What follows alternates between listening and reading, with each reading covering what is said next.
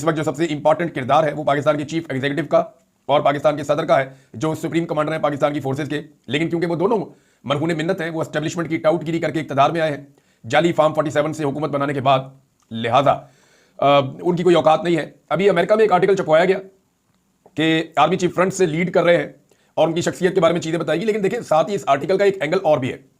हर सिक्के के दो रुख होते हैं। एक रुख वो है जो पाकिस्तान के मीडिया ने छाप दिया आंखें बंद करके कि कायदाना सलाहियतें आर्मी चीफ की, आर्मी चीफ जो शेडोज में से काम कर रहे थे फ्रंट पे आगे सामने आ गए हैं, आर्मी चीफ इंडिया के खिलाफ ये कर रहे हैं, उनकी ये शख्सियत है, ये सारी चीजें वो कर रहे हैं। देखें, वो एक फौजी जनरल हैं जिन्हें आइन और कानून के मुताबिक सिविल हुकूमत के अहकाम के ऊपर अमल दरामद करना चाहिए और वो इसके पाबंद हैं। मगर जिनको हुक्म देना चाहिए वो दिन रात टाउट बन के पॉलिश कर रहे हैं। अब अमेरिकी अखबार में जो आर्टिकल छपाया गया उसके बाद पाकिस्तान के मीडिया को बाकायदा ये इंस्ट्रक्शन है कि आपने हेडलाइन के अंदर और मेन खबर के अंदर अपने पहले पेज पे हर जगह पे इस खबर को रखना है। अब ये आर्टिकल जो है ये कभी भारतीय आर्मी चीफ के बारे में नहीं छप रहे, बाकी जो आर्मी चीफ हैं उनके बारे में नहीं छपते। उनका जब भी छपता है मोदी के बारे में छपता है, उनके वजीर दिफा, वजीर दाखिला, वजीर खारजा, उनके बारे में छपता है। लेकिन पाकिस्तान में ये छप जाता है आर्मी चीफ के बारे में। उनकी सियासी लीडरशिप जो है वो आगे निकलती है, हमारी सियासी लीडरशिप कहीं पर नजर नहीं आती। पहली मरतबा पाकिस्तान की तारीख में ऐसा हो रहा था बड़े लंबे अरसे के बाद कि एक सियासी लीडर जो है वो छपना शुरू हुआ था आलमी मीडिया में, और वो था इमरान खान। अभी भी है। इमरान खान को अभी आप मौका दें, वो एक आर्टिकल लिखेंगे, दुनिया के आलमी मीडिया में तहलका मच जाएगा। अभी आप इमरान खान को मौका दें, वो जेल से एक आर्टिकल या एक स्टेटमेंट जारी करेंगे और वो पूरी दुनिया की हेडलाइन बन जाएगी। ये है इमरान खान साहब की काबिलियत। तो पहली मरतबा पाकिस्तान में पाकिस्तान की मिलिट्री एस्टेब्लिशमेंट के अलावा कोई एक लीडर पैदा हुआ जिसकी आलमी सतह पर पजीराई थी। यह बात पाकिस्तान की एस्टेब्लिशमेंट से बर्दाश्त ही नहीं हुई और यही इमरान खान साहब का मसला है कि वो एस्टेब्लिशमेंट से ज्यादा मकबूल और ताकतवर बनते चले जा रहे थे। इमरान खान खुद एक एस्टेब्लिशमेंट बन रहा था, उसके बाद अब ये सूरत पैदा हो गई है कि जनाब आलमी मीडिया में हमारी खबरें चलनी चाहिए। इमरान खान की तरफ से आ गया। यानी पाकिस्तान की जो लीडरशिप है आलमी मीडिया में, तो उनका मजाक ही उड़ा हमेशा। कभी पेंट हाउस पायरेट्स कहा गया, कभी इन्हें कहा गया जी फलान का भी लुटमार की है, कभी इनकी स्टोरी छप गई सरे महल की, कभी इनकी पानामा की स्टोरी छप गई। तो ये आदत ये पड़ी हुई थी पाकिस्तान में। लेकिन पहला पाकिस्तान का लीडर आया जिसकी इंटेलेक्चुअल डिबेट या डेमोक्रेसी के लिए जो वो बात करता है, या जो वो इस रीजन के लिए या दुनिया के लिए बात करता है, चाहे वो इस्लामोफोबिया है, चाहे वो नामूस रिसालत का मामला है, तो इमरान खान की ये सारी चीजें जो है वो अब आलमी मीडिया के अंदर छपती थी। तो ये जो सारी कैलकुलेशन थी पुरानी वो खत्म हो गई। देखिए, अभी इमरान खान साहब का एक बयान आ जाए ना, तो ये जितनी मेहनत की जा रही है ना, अमेरिका के अंदर आर्टिकल छपवा दिया, पाकिस्तान के अंदर खबरें लगवा दी, बहुत सारे टाउट्स हैं, वो अजीब अजीब बातें कर रहे हैं कि इंडिया में जब कोई बच्चा नहीं सो रहा होता तो उसकी मां कहती है जी आसिम मुनीर आ जाएंगे, सो जाओ। ये क्या चल रहा है? ये किस तरह के स्टेटमेंट्स आप दे रहे हैं? अभी आपका एक रूस के अंदर सफीर है पाकिस्तान का, उसने जो इंतहाई गैर जिम्मेदार स्टेटमेंट दिया है, ये स्टेटमेंट देने के ऊपर तो इस सफीर को जो है वो नोटिस जारी करना चाहिए, शोकाज होना चाहिए और इससे जवाब तलब करना चाहिए। रूस में पाकिस्तानी सफीर खालिद जमील ने भारत को खबरदार करते हुए कहा कि हमला किया तो एटमी हथियारों समेत पूरी कुव्वत से जवाब दिया जाएगा। पाकिस्तान, और ये एआरवाई के ऊपर खबर छपी है, पाकिस्तान बार बार क्यों एटमी हमले की धमकी दे रहा है? क्या हम इतने कमजोर हैं कि हम इंडिया से लड़ नहीं सकते? भाई, एटमी हमला तो एक आखिरी कोशिश होती है जब कोई मुल्क पूरी तरह तबाह होने लगता है, या वो लड़ने के काबिल नहीं रहता, या उसके पास कोई लड़ने की काबिलियत नहीं होती, तो डेटरेंस के तौर पे एक हथियार जो आपके पास होता है फिर वो आप चला देते हैं। तो क्या हमने ये अज्यूम कर लिया या सोच लिया है कि वो नहज आ गई है या आने वाली है? सादा बात यह है कि आप एटमी धमाकों की जो आप धमकियां दे रहे हैं दुनिया को, दुनिया उसे अच्छी नजर से नहीं देख रही। ये जो जंग का माहौल बना हुआ है, थोड़ा बहुत पॉलिटिकल फायदा हो रहा है दोनों तरफ के सियासी लोगों को, दोनों तरफ की एस्टेब्लिशमेंट को, जो थोड़ा बहुत पॉलिटिकल फायदा हो रहा है, ये टाइम निकल जाएगा, हफ्ता, 2 हफ्ता, 1 महीना, बस उसके बाद चीजें नॉर्मलाइज हो जाएंगी। लेकिन ये जो बयानात हैं आपके, ये आपका पीछा करेंगे। इन बयानात की बुनियाद पे इंडिया और आपके तमाम मुखालिफिन दुनिया में एक प्रोपेगेंडा खड़ा करेंगे कि पाकिस्तान एक जिम्मेदार रियासत नहीं है। वो ये कहेंगे यहाँ पे दहशतगर्दी भी है, और ये रियासत बार बार धमकी देती है अपने सफीरों के जरिए से, अपने वजीरों के जरिए से कि हम एटमी धमाके कर देंगे।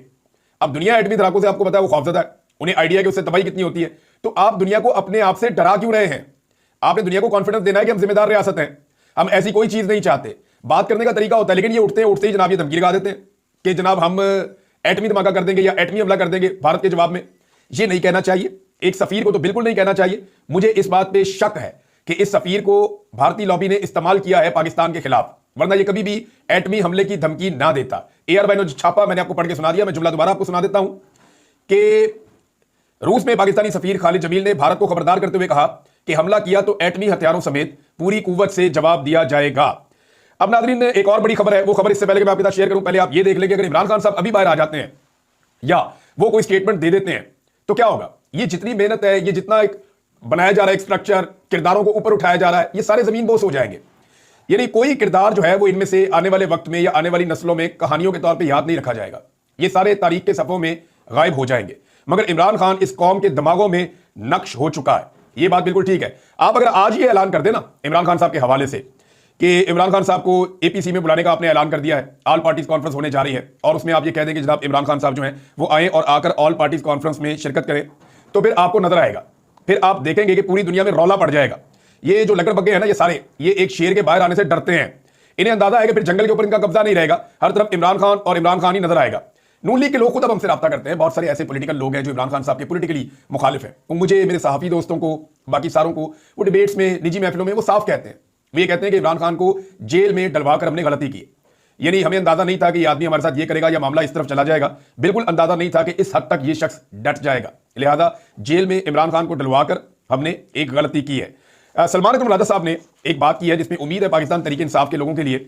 सलमान अकरम राजा साहब ने कहा इमरान खान साहब 2 हफ्तों में बाहर भी आ सकते हैं। उन्होंने ये स्टेटमेंट कैसे दिया, ये मैं आपके सामने रख देता हूं। इमरान खान की रिहाई के बिल्कुल इम्कानात हैं, उनके खिलाफ मुकदमात में कुछ भी नहीं, एक अलकादर केस में सजा है जिसके खिलाफ अगले हफ्ते अपील लग रही है, और 9 मई के 8 केसेस के अलावा और कोई केस नहीं है। अगर आइन और कानून के मुताबिक मामला चले तो 2 हफ्तों में मामला तय हो सकते हैं, ये सलमान अकरम राजा साहब ने कहा। देखिए, असल में अगर इमरान खान साहब को आजाद होना था ना कानून और आइन के मुताबिक, तो गुज़िश्ता साल अगस्त में उनको आजाद हो जाना चाहिए था, क्योंकि इतना ही आप रगेड़ सकते हैं मामला को, इतना ही आप खींच सकते हैं मामला को। अव्वल तो इमरान खान साहब को इन केसेस में अंदर नहीं होना चाहिए था, लेकिन जब अंदर कर दिया तो इतना ही टाइम लगना चाहिए था और उनको बाहर आ जाना चाहिए था। लेकिन आइन और कानून के मुताबिक तो मामला चल नहीं रहे, अदालतों को पूरी तरह से कंट्रोल कर दिया गया है। तो ऐसी सूरत में इमरान खान साहब के बाहर आने की उम्मीद आप सिर्फ इसी बुनियाद पर कर सकते हैं ना, जो सलमान अकरम राजा साहब कह रहे हैं कि जनाब इमरान खान साहब इस सूरत में बाहर आ सकते हैं कि आइन और कानून के मुताबिक मामला चलें, तो वो तो पाकिस्तान में नहीं चल रहे। एक बहुत बड़ा टेस्ट केस है इस वक्त जो सुप्रीम कोर्ट ऑफ पाकिस्तान में चल रहा है इस्लामाबाद में। सुप्रीम कोर्ट 9 मई का जो मुख्तसर फैसला है वो इसी हफ्ते सुनाएगी। अच्छा, इसमें उम्मीद यह है कि शायद सुप्रीम कोर्ट 9 मई वाले दिन ये फैसला सुनाए, यानी 9 मई की बिल्कुल आमद है, 4 दिन बाकी रह गए हैं और 9 मई आ जाएगा। 9 मई को 2 साल मुकम्मल हो जाएंगे। तो इस 9 मई के ऊपर एक पूरी पॉलिटिकल पार्टी को तबाह बर्बाद किया गया, लगभग कोई 20,000 से ज्यादा लोगों को जेलों में भरा गया, कोई 35-36 हज़ार लोगों के ऊपर मुकदमात दर्ज किए गए, 1 लाख से ज्यादा छापे मारे गए, लोगों की चादर और चारदीवारी का तकद्दुस पामाल किया गया। खवातीन के ऊपर हमने बदतरीन तशद्दुद होते हुए देखा, लोगों के घरों को तोड़ दिया गया, लोगों के कारोबार बंद कर दिए गए, लोगों की फैक्ट्रियां बंद कर दी गई, लोगों को उनकी जायदाद से महरूम कर दिया गया, लोगों को जबरी तौर पे लापता किया गया, मिलिट्री कोर्ट के अंदर मुकदमात चलाए गए, लोग अपने माँ बाप के जनाजों में शरीक नहीं हो सके, लोगों के बच्चे जो है वो बिलखते हुए हमने देखे। खवातीन के ऊपर पहली मरतबा पाकिस्तान की तारीख में हमने टॉर्चर के बदतरीन मनाजिर देखे, उनको सड़कों पर घसीटा गया। ये सारा कुछ हमने पाकिस्तान में 9 मई के बाद होते हुए देखा है। हालांकि उससे पहले भी जुल्म और जबर किया जा रहा था। 9 मई से पहले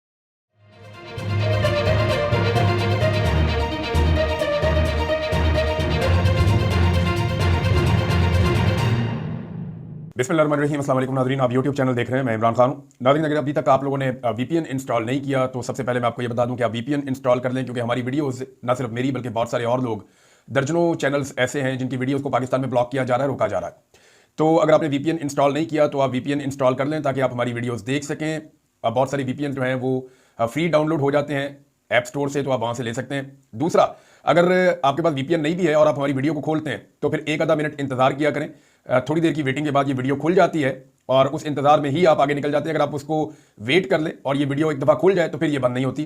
तो मैं इसका टेक्निकल सोल्यूशन ढूंढ रहा हूँ, और अगर कोई टेक्निकल सोल्यूशन ना भी मिला तो भी एक सरप्राइज़ है जो मैंने आने वाले वक्त के लिए रखा हुआ है। नाज़रीन, इस वक्त जो खबरों में पाकिस्तान में छापा जा रहा है और बहुत बड़े पैमाने पर छापा जा रहा है, बल्कि कह कर ये खबर लगवाई गई है पाकिस्तान के सारे मीडिया के ऊपर और हेडलाइन की तरह लगवाई गई है। ये खबर है जनाब आर्मी चीफ के हवाले से अमेरिका में छपने वाला एक आर्टिकल, और सबसे ज़्यादा खबरें जो है वो आर्मी चीफ की लगाई जा रही हैं पाकिस्तान के मीडिया पे। ना सदर पाकिस्तान की लग रही हैं, ना वज़ीर आज़म की लग रही हैं, बल्कि आर्मी चीफ की खबरें सबसे ज़्यादा लग रही हैं। हालांकि आइन में इस वक्त जो सबसे इंपॉर्टेंट किरदार है वो पाकिस्तान के चीफ एग्जीक्यूटिव का और पाकिस्तान के सदर का है, जो सुप्रीम कमांडर हैं पाकिस्तान की फोर्सेज के। लेकिन क्योंकि वो दोनों मरहून मिन्नत हैं, वो एस्टेब्लिशमेंट की टाउटगिरी करके इक़्तिदार में आए हैं जाली फार्म 47 से हुकूमत बनाने के बाद, लिहाजा उनकी कोई औकात नहीं है। अभी अमेरिका में एक आर्टिकल छपवाया गया कि आर्मी चीफ फ्रंट से लीड कर रहे हैं और उनकी शख्सियत के बारे में चीज़ें बताएगी। लेकिन देखिए, साथ ही इस आर्टिकल का एक एंगल और भी है। हर सिक्के के 2 रुख होते हैं। एक रुख वो है जो पाकिस्तान के मीडिया ने छाप दिया आंखें बंद करके कि कायदाना सलाहियतें आर्मी चीफ की, आर्मी चीफ जो शेडोज में से काम कर रहे थे फ्रंट पे आगे सामने आ गए हैं, आर्मी चीफ इंडिया के खिलाफ ये कर रहे हैं, उनकी ये शख्सियत है, ये सारी चीज़ें वो कर रहे हैं। देखिए, वो एक फौजी जनरल हैं जिन्हें आइन और कानून के मुताबिक सिविल हुकूमत के अहकामात के ऊपर अमल दरामद करना चाहिए और वो इसके पाबंद है। मगर जिनको हुक्म देना चाहिए वो दिन रात टाउट बन के पॉलिश कर रहे हैं। अब अमेरिकी अखबार में जो आर्टिकल छपाया गया उसके बाद पाकिस्तान के मीडिया को बाकायदा ये इंस्ट्रक्शन है कि आपने हेडलाइन के अंदर और मेन खबर के अंदर अपने पहले पेज पे हर जगह पे इस खबर को रखना है। अब ये आर्टिकल जो है ये कभी भारतीय आर्मी चीफ के बारे में नहीं छप रहे, बाकी जो आर्मी चीफ हैं उनके बारे में नहीं छपते, उनका जब भी छपता है मोदी के बारे में छपता है, उनके वजीर दिफा, वजीर दाखिला, वजीर खारजा, उनके बारे में छपता है। लेकिन पाकिस्तान में ये छप जाता है आर्मी चीफ के बारे में, उनकी सियासी लीडरशिप जो है वो आगे निकलती है, हमारी सियासी लीडरशिप कहीं पर नजर नहीं आती। पहली मरतबा पाकिस्तान की तारीख में ऐसा हो रहा था बड़े लंबे अरसे के बाद कि एक सियासी लीडर जो है वो छपना शुरू हुआ था आलमी मीडिया में, और वो था इमरान खान। अभी भी है। इमरान खान को अभी आप मौका दें, वो एक आर्टिकल लिखेंगे, दुनिया के आलमी मीडिया में तहलका मच जाएगा। अभी आप इमरान खान को मौका दें, वो जेल से एक आर्टिकल या एक स्टेटमेंट जारी करेंगे और वो पूरी दुनिया की हेडलाइन बन जाएगी। ये है इमरान खान साहब की काबिलियत। तो पहली मरतबा पाकिस्तान में पाकिस्तान की मिलिट्री एस्टेब्लिशमेंट के अलावा कोई एक लीडर पैदा हुआ जिसकी आलमी सतह पर पजीराई थी। ये बात पाकिस्तान की एस्टेब्लिशमेंट से बर्दाश्त ही नहीं हुई, और यही इमरान खान साहब का मसला है कि वो एस्टेब्लिशमेंट से ज्यादा मकबूल और ताकतवर बनते चले जा रहे थे। इमरान खान खुद एक एस्टेब्लिशमेंट बन रहा था, उसके बाद अब ये सूरत पैदा हो गई है कि जनाब आलमी मीडिया में हमारी खबरें चलनी चाहिए, इमरान खान की तरफ से आ गया। यानी पाकिस्तान की जो लीडरशिप है आलमी मीडिया में, तो उनका मजाक ही उड़ा है हमेशा। कभी पेंट हाउस पायरेट्स कहा गया, कभी इन्हें कहा गया जी फलान का भी लुटमार की है, कभी इनकी स्टोरी छप गई सरे महल की, कभी इनकी पनामा की स्टोरी छप गई। तो ये आदत ये पड़ी हुई थी पाकिस्तान में। लेकिन पहला पाकिस्तान का लीडर आया जिसकी इंटेलेक्चुअल डिबेट या डेमोक्रेसी के लिए जो वो बात करता है, या जो वो इस रीजन के लिए या दुनिया के लिए बात करता है, चाहे वो इस्लामोफोबिया है, चाहे वो नामूस रिसालत का मामला है, तो इमरान खान की ये सारी चीजें जो है वो अब आलमी मीडिया के अंदर छपती थी। तो ये जो सारी कैलकुलेशन थी पुरानी वो खत्म हो गई। देखिए अभी इमरान खान साहब का एक बयान आ जाए ना, तो ये जितनी मेहनत की जा रही है ना, अमेरिका के अंदर आर्टिकल छपवा दिया, पाकिस्तान के अंदर खबरें लगवा दी, बहुत सारे टाउट्स हैं, वो अजीब अजीब बातें कर रहे हैं कि इंडिया में जब कोई बच्चा नहीं सो रहा होता तो उसकी मां कहती है जी आसिम मुनीर आ जाएंगे, सो जाओ। ये क्या चल रहा है? ये किस तरह के स्टेटमेंट्स आप दे रहे हैं? अभी आपका एक रूस के अंदर सफीर है पाकिस्तान का, उसने जो इंतहाई गैर जिम्मेदार स्टेटमेंट दिया है, ये स्टेटमेंट देने के ऊपर तो इस सफीर को जो है वो नोटिस जारी करना चाहिए, शोकाज होना चाहिए और इससे जवाब तलब करना चाहिए। रूस में पाकिस्तानी सफीर खालिद जमील ने भारत को खबरदार करते हुए कहा कि हमला किया तो एटमी हथियारों समेत पूरी कुव्वत से जवाब दिया जाएगा। पाकिस्तान, और ये ARY के ऊपर खबर छपी है, पाकिस्तान बार बार क्यों एटमी हमले की धमकी दे रहा है? क्या हम इतने कमजोर हैं कि हम इंडिया से लड़ नहीं सकते? भाई एटमी हमला तो एक आखिरी कोशिश होती है जब कोई मुल्क पूरी तरह तबाह होने लगता है, या वो लड़ने के काबिल नहीं रहता, या उसके बाद कोई लड़ने की काबिलियत नहीं होती, तो डेटरेंस के तौर पे एक हथियार जो आपके पास होता है फिर वो आप चला देते हैं। तो क्या हमने ये अज्यूम कर लिया या सोच लिया है कि वो नहज आ गई है या आने वाली है? सादा बात यह है कि आप एटमी धमाकों की जो आप धमकियां दे रहे हैं दुनिया को, दुनिया उसे अच्छी नजर से नहीं देख रही। ये जो जंग का माहौल बना हुआ है, थोड़ा बहुत पॉलिटिकल फायदा हो रहा है दोनों तरफ के सियासी लोगों को, दोनों तरफ की एस्टेब्लिशमेंट को, जो थोड़ा बहुत पॉलिटिकल फायदा हो रहा है, ये टाइम निकल जाएगा, हफ्ता 2 हफ्ता 1 महीना बस, उसके बाद चीजें नॉर्मलाइज हो जाएंगी। लेकिन ये जो बयानात हैं आपके, ये आपका पीछा करेंगे। इन बयानात की बुनियाद पे इंडिया और आपके तमाम मुखालिफिन दुनिया में एक प्रोपेगेंडा खड़ा करेंगे कि पाकिस्तान एक जिम्मेदार रियासत नहीं है। मुझे कहेंगे यहाँ पे दहशतगर्दी भी है, और ये रियासत बार बार धमकी देती है अपने सफीरों के जरिए से, अपने वजीरों के जरिए से कि हम एटमी धमाके कर देंगे। अब दुनिया एटमी धमाकों से आपको पता है वो खौफजदा है, उन्हें आइडिया कि उससे तबाही कितनी होती है। तो आप दुनिया को अपने आप से डरा क्यों रहे हैं? आपने दुनिया को कॉन्फिडेंस देना है कि हम जिम्मेदार रियासत हैं, हम ऐसी कोई चीज नहीं चाहते। बात करने का तरीका होता है, लेकिन ये उठते ही जनाब ये धमकी लगा देते हैं कि जनाब हम एटमी धमाका कर देंगे या एटमी हमला कर देंगे भारत के जवाब में। ये नहीं कहना चाहिए, एक सफीर को तो बिल्कुल नहीं कहना चाहिए। मुझे इस बात पे शक है कि इस सफीर को भारतीय लॉबी ने इस्तेमाल किया है पाकिस्तान के खिलाफ, वरना ये कभी भी एटमी हमले की धमकी ना देता। ARY ने जो छापा मैंने आपको पढ़ के सुना दिया, मैं जुमला दोबारा आपको सुना देता हूं कि रूस में पाकिस्तानी सफीर खालिद जमील ने भारत को खबरदार करते हुए कहा कि हमला किया तो एटमी हथियारों समेत पूरी कुव्वत से जवाब दिया जाएगा। अब नाज़रीन एक और बड़ी खबर है, वो खबर इससे पहले कि मैं आपके साथ शेयर करूं, पहले आप ये देख लें कि अगर इमरान खान साहब अभी बाहर आ जाते हैं या वो कोई स्टेटमेंट दे देते हैं तो क्या होगा। ये जितनी मेहनत है, ये जितना एक बनाया जा रहा है एक स्ट्रक्चर, किरदारों को ऊपर उठाया जा रहा है, ये सारे जमीन बोस हो जाएंगे।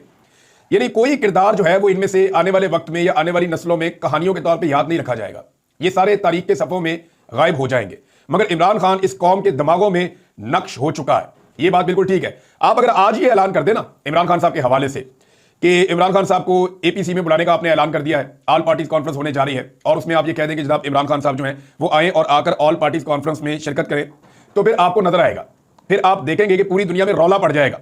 ये जो लकड़ बग्गे हैं ना, ये सारे ये एक शेर के बाहर आने से डरते हैं, इन्हें अंदाजा है कि फिर जंगल के ऊपर इनका कब्जा नहीं रहेगा, हर तरफ इमरान खान और इमरान खान ही नजर आएगा।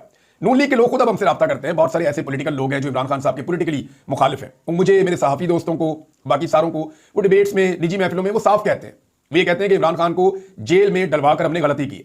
यानी हमें अंदाजा नहीं था कि ये आदमी हमारे साथ ये करेगा या मामला इस तरफ चला जाएगा, बिल्कुल अंदाजा नहीं था कि इस हद तक ये शख्स डट जाएगा, लिहाजा जेल में इमरान खान को डलवाकर हमने एक गलती की है। सलमान अकरम राजा साहब ने एक बात की है जिसमें उम्मीद है पाकिस्तान तरीके इंसाफ के लोगों के लिए। सलमान अकरम राजा साहब ने कहा इमरान खान साहब 2 हफ्तों में बाहर भी आ सकते हैं। उन्होंने ये स्टेटमेंट कैसे दिया, ये मैं आपके सामने रख देता हूं। इमरान खान की रिहाई के बिल्कुल इम्कानात हैं, उनके खिलाफ मुकदमात में कुछ भी नहीं, एक अलकादर केस में सजा है जिसके खिलाफ अगले हफ्ते अपील लग रही है, और 9 मई के 8 केसेस के अलावा और कोई केस नहीं है। अगर आइन और कानून के मुताबिक मामला चले तो 2 हफ्तों में मामला तय हो सकते हैं, ये सलमान अकरम राजा साहब ने कहा। देखिए, असल में अगर इमरान खान साहब को आजाद होना था ना कानून और आइन के मुताबिक, तो गुज़िश्ता साल अगस्त में उनको आजाद हो जाना चाहिए था, क्योंकि इतना ही आप रगेड़ सकते हैं मामला को, इतना ही आप खींच सकते हैं मामला को। अव्वल तो इमरान खान साहब को इन केसेस में अंदर नहीं होना चाहिए था, लेकिन जब अंदर कर दिया तो इतना ही टाइम लगना चाहिए था और उनको बाहर आ जाना चाहिए था। लेकिन आइन और कानून के मुताबिक तो मामला चल नहीं रहे, अदालतों को पूरी तरह से कंट्रोल कर दिया गया है। तो ऐसी सूरत में इमरान खान साहब के बाहर आने की उम्मीद आप सिर्फ इसी बुनियाद पर ही कर सकते हैं ना, जो सलमान अकरम राजा साहब कह रहे हैं कि जनाब इमरान खान साहब इस सूरत में बाहर आ सकते हैं कि आइन और कानून के मुताबिक मामला चले, तो वो तो पाकिस्तान में नहीं चल रहा। एक बहुत बड़ा टेस्ट केस है इस वक्त जो सुप्रीम कोर्ट ऑफ पाकिस्तान में चल रहा है इस्लामाबाद में। सुप्रीम कोर्ट 9 मई का जो मुख्तसर फैसला है वो इसी हफ्ते सुनाएगी। अच्छा, इसमें उम्मीद ये है कि शायद सुप्रीम कोर्ट 9 मई वाले दिन ये फैसला सुनाए, यानी 9 मई की बिल्कुल आमद है, 4 दिन बाकी रह गए हैं और 9 मई आ जाएगा। 9 मई को 2 साल मुकम्मल हो जाएंगे। तो इस 9 मई के ऊपर एक पूरी पॉलिटिकल पार्टी को तबाह बर्बाद किया गया। लगभग कोई 20,000 से ज्यादा लोगों को जेलों में भरा गया, कोई 35-36 हजार लोगों के ऊपर मुकदमात दर्ज किए गए, 1 लाख से ज्यादा छापे मारे गए, लोगों की चादर और चारदीवारी का तकद्दुस पामाल किया गया। खवातीन के ऊपर हमने बदतरीन तशद्दुद होते हुए देखा, लोगों के घरों को तोड़ दिया गया, लोगों के कारोबार बंद कर दिए गए, लोगों की फैक्ट्रियां बंद कर दी गई, लोगों को उनकी जायदाद से महरूम कर दिया गया, लोगों को जबरी तौर पे लापता किया गया, मिलिट्री कोर्ट के अंदर मुकदमात चलाए गए, लोग अपने माँ बाप के जनाजों में शरीक नहीं हो सके, लोगों के बच्चे जो है वो बिलखते हुए हमने देखे। खवातीन के ऊपर पहली मरतबा पाकिस्तान की तारीख में हमने टॉर्चर के बदतरीन मनाजिर देखे, उनको सड़कों पर घसीटा गया।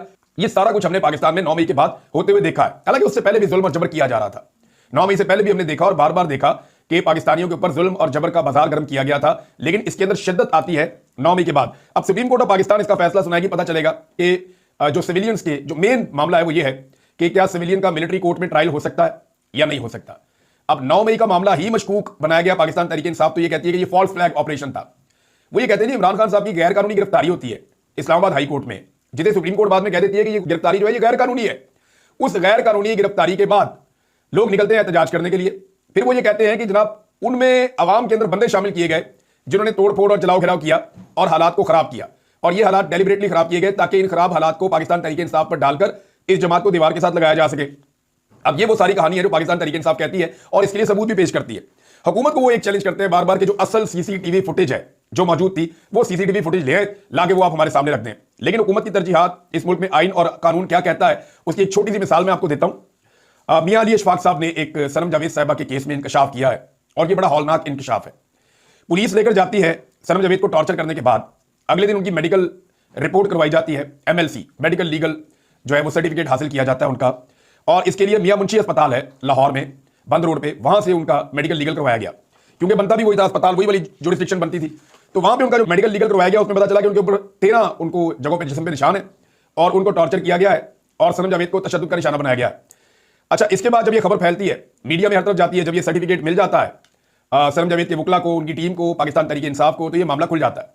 अब इसमें जो है वो क्योंकि टिकटॉकर की हुकूमत है पंजाब में और वो अपने अलावा किसी को भी खबरों में नहीं देखना चाहती, तो फौरी तौर पर जनाब पुलिस को डंडा दिया जाता है कि आप जाएं और जाकर दोबारा से इस औरत का मेडिकल करवाएं और साबित करें कि इसके ऊपर कोई तशद्दुद नहीं हुआ। अब इस खातून को जबरदस्ती दोबारा अस्पताल में ले जाया जाता है और सनम जावेद का दोबारा मेडिकल करवाने की कोशिश की जाती है। सनम जावेद बकौल मियां अली अशफाक साहब के मेडिकल करवाने से इनकार कर देती कि मैंने अब मेडिकल नहीं करवाना, मेरा जो मेडिकल है वो कल हो चुका है और उसकी रिपोर्ट आ चुकी है। उन्होंने मेडिकल नहीं करवाया, लेकिन उनके इनकार के बावजूद वहां अस्पताल से एक नया मेडिकल रिपोर्ट जारी किया गया जिसमें यह लिख दिया गया कि सनम जावेद के ऊपर कोई तशद्दुद नहीं हुआ। और जिस डॉक्टर ने पहले मेडिकल रिपोर्ट बनाई थी, यानी जो डॉक्टर्स पहले मौजूद थे वहां पे जिन्होंने मेडिकल रिपोर्ट बनाई थी कि इस खातून पे टॉर्चर किया गया है और 13 निशानात हैं टॉर्चर के, वो जो मेडिकल लीगल रिपोर्ट बनाने वाले डॉक्टर से उनको भी मुअत्तल कर दिया गया। ये है नाज़रीन सूरत हाल पाकिस्तान में जो रूल ऑफ लॉ की है, जो इंसानी हुकूक की है और जो आज़ादी इज़हार राय की है। ये मैंने आपके सामने रख दी है, ये एक मिसाल है। रोजाना ऐसी बहुत सारी चीजें होती हैं। सद्दाम तरीन के साथ भी यही किया गया, लेकिन वो बाहर आया तो क्या बदल गया? वो उसी तरह का एक आदमी है, वो उसी तरह खुलकर बात कर रहा है, वो अपने लोगों में गया, लोगों ने उसका पहले से बढ़ के इस्तकबाल किया है, तो इससे चीजें तब्दील नहीं होती। तो सुप्रीम कोर्ट 9 मई का मुख्तसर फैसला इसी हफ्ते सुनाएगी। ये मेरे ख्याल में पाकिस्तान तहरीक इंसाफ तो 3 साल से जुल्म की चक्की में पिस रही है, उनके लिए तो कोई मसला नहीं है। आप उनके खिलाफ भी फैसला दे देंगे, उन्होंने पहले भी मार खाई है, वो आइंदा भी खा लेंगे। लेकिन ये सुप्रीम कोर्ट ऑफ पाकिस्तान का अपना भी टेस्ट है। अब उन्होंने यह साबित करना है कि वो आइन और कानून के मुताबिक मुल्क को चला रहे हैं और वो मुल्क को किस तरफ लेकर जाना चाहते हैं। अगर तो वो कहेंगे कि सिविलियंस का मिलिट्री कोर्ट्स के अंदर ट्रायल हो सकता है, तो फिर वो एक ऐसा रास्ता खोल देंगे जिसको पूरी दुनिया नहीं मानती। फिर पाकिस्तान का निज़ाम इंसाफ किसी और तरफ चल रहा होगा और पूरी दुनिया के अंदर निज़ाम इंसाफ के पैरामीटर्स कुछ और होंगे। नाज़रीन, भारत ने पानी बंद कर दिया है और जो चनाब का पानी है वो लगातार कम हो रहा है। इसके ऊपर इरसा ने भी और जो गवर्नमेंट है, गवर्नमेंट के इदारे हैं, जो वाटर मैनेजमेंट को देखते हैं, उन्होंने बाकायदा बता दिया है और कंफर्म कर दिया है कि भारत ने सिंध ताज मुआहदे की खिलाफ वर्जी करते हुए बाकायदा जो दरियाए चनाब के ऊपर उन्होंने एक गैर कानूनी तरीके से डैम बनाया था, जिसके स्ट्रक्चर पे पाकिस्तान ने एतराज किया था, लेकिन फिर भी भारत ने यह बना लिया था जबरदस्ती। अब उस डैम को भारत ने बंद कर दिया है। देखिए 6 दरिया थे, 3 हमने इंडिया को दिए थे, 3 हमारे थे। तो जो 3 इंडिया को दिए थे उनका तो पानी हो गया खत्म, इंडिया ने रोक के अपनी तरफ मोड़ लिया। जो बाकी 3 दरिया थे उनमें से 2 दरियाओं पे इंडिया ने काफी सारे स्ट्रक्चर्स पहले बना लिए थे। पाकिस्तान रोकता रहा, लेकिन वो बनाते रहे, लेकिन पाकिस्तान को पानी आता रहा। अब क्योंकि भारत ने पाकिस्तान के साथ एक मामला खराब किया है और एक मुआहदा जो हुआ था उस मुआहदे को तोड़ लिया गया है, तो मुआहदा टूटने के बाद अब सिचुएशन ये है कि वो अब पानी बंद कर सकता है उन जगहों पे जहां चनाब में और जेलम में उसने बंद बनाए हुए हैं या जहां पे उसने डैम बनाए हुए हैं। तो बगलिहार डैम को बंद करके उसने पाकिस्तान के अंदर पानी रोक लिया है और पाकिस्तान के मुख्तलिफ जो एरिया सैराब होते हैं दरिया चनाब से, वहां पे पानी की शदीद किल्लत पैदा हो गई है। अब पाकिस्तान ने एक बात की थी, ये मैं इस मौके पर जरूर याद दिलाना चाहूंगा। पाकिस्तान ने कहा था कि पानी बंद करके एक्ट ऑफ वॉर करेगा भारत। अगर भारत ने पानी बंद किया तो ये एक्ट ऑफ वॉर होगा, यानी भारत की तरफ से पानी बंद किए जाने को हम पाकिस्तान के ऊपर हमला तस्वर करेंगे और पानी बंद नहीं करने देंगे। अब भारत ने अमली तौर पर पाकिस्तान का पानी बगलिहार डैम से बंद कर दिया है। सिंध ताज मुआहदे की खुली खिलाफवर्जी हो चुकी है। अब पाकिस्तान की बारी है कि वो इस अमल, जिसे खुद मौजूदा हुकूमत एक एक्ट ऑफ वॉर या एक जंग करार दे चुकी है, इस पर पाकिस्तान की हुकूमत अब क्या रद्द-ए-अमल देती है, यह है अब का सबसे बड़ा सवाल। जैद हामिद जो इस वक्त पाकिस्तान की मिलिट्री एस्टेब्लिशमेंट का मौके बयान करते हैं, जो भी आर्मी चीफ आते हैं ये उनके खुद साख्ता तर्जुमान बन जाते हैं और पाक फौज के खुद साख्ता तर्जुमान है। तो जैद हामिद साहब कह रहे हैं कि अब वो 3 दरिया जो हमने भारत को दिए थे, रावी, ब्यास, सतलुज, हम उनका पानी भी अब वापस लेंगे। अब तुम्हें सूद अदा करना पड़ेगा। भारत ने मुआहदा तोड़ के बहुत बड़ी गलती की है, अब हम हमला करेंगे और एक फैसला कुन जंग होगी। हमें वो इंतजाम करना पड़ेगा कि क़यामत तक भारत हमारा पानी ना रोक सके। देखिए भारत ने पानी तो रोक लिया और अब आपका किसान परेशान भी हो रहा है।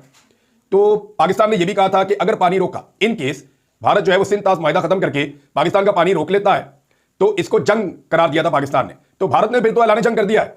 अब पाकिस्तान ने इसका जवाब क्या देना है, ये आपको आने वाले वक्त में पता चलेगा। पाकिस्तान जवाब देता भी है या नहीं देता, क्योंकि अगर अक़वाम मुत्तहिदा में जाते हैं, दुनिया का दरवाजा जाके खटखटाते हैं, तो कमजोर की बात कोई नहीं सुनता। शहबाज शरीफ ने खुद कहा था कि बैगर्स आर नॉट चूजर्स। और अब्बासी साहब हैं, हनीफ अब्बासी साहब, वजीर रेलवे, उन्होंने एक बहुत बड़ी भड़क मारी थी कि अगर तुम हमारा पानी बंद करोगे तो हम तुम्हारी सांसें रोक देंगे। तो अब देखना यह है कि अपने जो दावे हैं उसके ऊपर ये पूरा उतरते हैं या नहीं उतरते। देखिए एक इमरान खान था जिसने जो कहा वो उसने करके दिखाया। उसने जब कहा कि अगर तुम ये करोगे तो फिर हम ये करने का सोचेंगे नहीं, हम ये कर देंगे, और फिर उसने करके दिखा दिया। अब आपकी बारी है, आपका टेस्ट है कि आपने भी कहा था कि इसको एक्ट ऑफ वॉर समझा जाएगा और फिर हम जवाब देंगे, अपना पानी हम खुद खोल लेंगे। आपके वुज़रा ने कहा था कि जिन स्ट्रक्चर से हमारा पानी रोका गया हम उन स्ट्रक्चर्स को तबाह कर देंगे। आपने खुद कहा है, इस हुकूमत ने कहा है, इनके स्टेटमेंट रिकॉर्ड पे पड़े हुए हैं। अब देखते हैं कि ये अपना पानी खुलवा सकते हैं या स्ट्रक्चर उड़ा सकते हैं या क्या करते हैं, किस तरफ लेकर जाते हैं मामला। नाज़रीन, अनवर मकसूद साहब ने एक अपील की है। उनका एक खेल है हाउस अरेस्ट, वो उसको करना चाह रहे थे, ये करते रहते हैं। 60-65 साल से पाकिस्तान में काम कर रहे हैं और बड़े अच्छे लिखारी है, बहुत बड़ा नाम है इनका पाकिस्तान में। अनवर मकसूद साहब बहुत बुजुर्ग शख्सियत है। तो उन्होंने इस्लामाबाद के अंदर उनका एक थिएटर था, एक खेल उनका चल रहा था हाउस अरेस्ट, और वो उसके ऊपर जनाब 2 दफा वो चला और उसके बाद पाबंदी लगा दी, एनओसी कैंसिल कर दिया गया। उन्होंने अपील की है कि मुझे एनओसी जारी किया जाए, हमारा आप नुकसान कर रहे हैं। तो यहां पे ना जब कोई हुकूमत या रिजीम डरना शुरू हो जाए ना अदीबों से, सहाफियों से, शायरों से, इंटेलेक्चुअल से या एक्टिविस्ट जो होते हैं उनसे, जब कोई हुकूमत इन लोगों से डरना शुरू हो जाए ना, तो इसका मतलब है